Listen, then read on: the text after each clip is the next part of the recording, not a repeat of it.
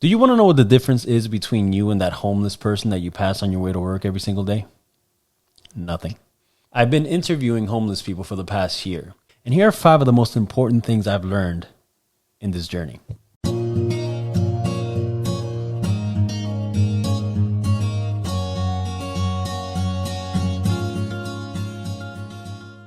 Number 1, they're just like you and me. They all had homes, families, a job, a roof over their head, and then, just like that, life happens. They lose the job, they get a divorce, and that's what happens to a lot of people. They don't plan to be there. They didn't want to be there. They just ended up in a bad situation, didn't know how to get out of it, and now they're in the streets. And what I've learned is that once you're in the streets, it's very hard to get out. It's very easy for me or you or anybody who has an AC system, a shower every single day, food in their plate, to say, well, why don't you just get up on your feet? It's very easy to say that, right?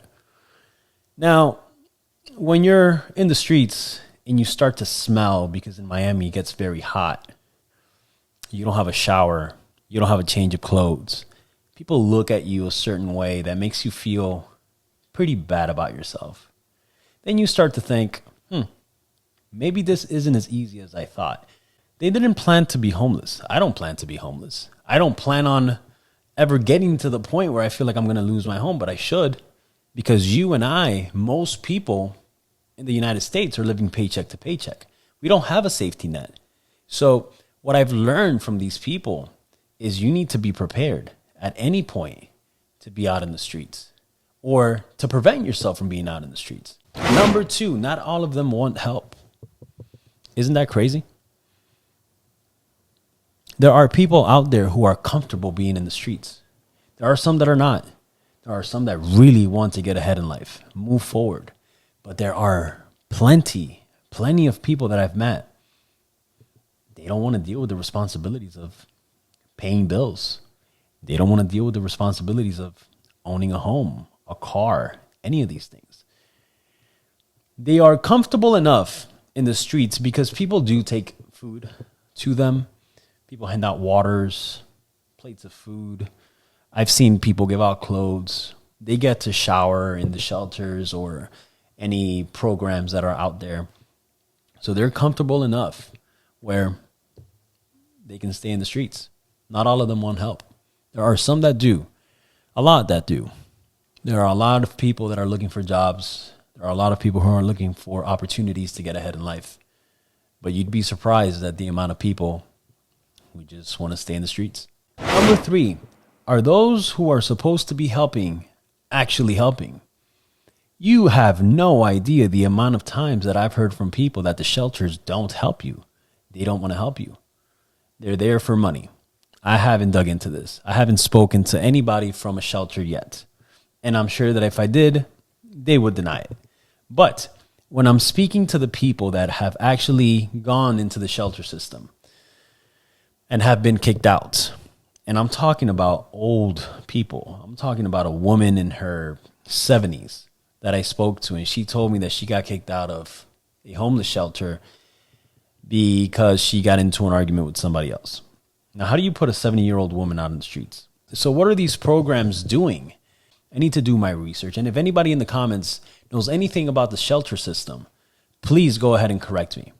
Or at least make me think that there is a hope out there for people that are in the streets. Because from what I've heard, it's all bad. These people don't have the resources necessary in order to get ahead. What I hear is that people in the shelter system take their food stamps away. They take their social security away if they have any, in order to help themselves. I hear that a lot of these shelters have a lot of funds coming in from the government, but it doesn't really go to help out those in need. And again, if you happen to know anything about the shelter system, I will do my research and I will talk to these people in the shelter system to see what's really going on. But there can't be that many people who are lying about what the system is lacking. From what I hear, it's lacking a lot. Number 4, the addiction problem. Now, I have a question. Do you guys think that homelessness brings drugs, or that drugs brings homelessness? And I ask you this question. It's a little thought experiment, thought exercise that we're going to do here. Think of your life right now. You have many things that keep you occupied. You have your job, you have your hobbies, you have your girlfriend, boyfriend, whatever the case may be. Now think that you lose everything and you end up in the streets. You're depressed, you're sad, you're down on yourself. Would it be a lot easier to say yes to somebody offering you something to take the pain away? I would think so. I've never done drugs in my life. But if I'm down to a point, and again, maybe not me, or maybe not some of the people who are strong-willed, because if we do get to that point, we're going to fight until we get back up. But let's say that you're not that strong-willed, right? And then you end up in a place where you feel defeated. And then somebody comes along and offers you something to take the pain away. Would you say yes? I feel like it's a lot easier to say yes at that point. I think it's both. I think that there are people out there who lost everything because they fell into an addiction. But I also do think that there were totally normal people who faced terrible circumstances in life. And now, because of the circumstance that they're in and they see no way out, they turn to drugs. And that's not the way, but it could happen to anybody. And the last and most important thing that I've learned over the past year is the fact that 90% of these people that I talked to didn't have a safety net. Now, you know how they say that the majority of us are living paycheck to paycheck. Yeah, but do you know what that means? That means that if you miss a paycheck, where are you going to go? Maybe you're lucky enough that you have family members and friends and loved ones who will take care of you if you ever miss a paycheck and are no longer able to pay rent. Maybe you're one of those lucky ones, but maybe you're not. So what happens if you're not?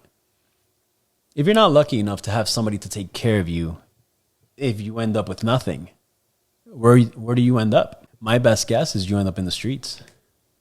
And then how do you get out of there? Good questions to ask. Maybe a good question to ask yourself. Do you have right now, in this very moment, let's say that your company shut down today, and they tell you, hey, we're sorry, but we're going to have to let you go. We're downsizing, company's shutting down. What would you feel about that? Do you have the necessary skills to go find another job? Do you have the necessary money in the bank to keep you afloat while you find that other job? What are you going to do in the meantime? I had a back and forth with some guy in the comments once, and he was saying, you need to learn from your own mistakes. You don't learn from other people's mistakes. I was scratching my head and I thought, what are you talking about? I read a lot of books and I listen to a lot of these people who have made it in life, who are millionaires, and they're living the life. And I learn from those people. But you can also learn from the people who are at the bottom. What mistakes did they make that you should avoid? What did they do in life that teaches you a lesson on what not to do? You can learn just as much from people up here that you can do from people down here. And that's what I've done this past year. And one thing that I did learn is you got to save money. You better save money. If you don't save money and life hits you, what are you going to do?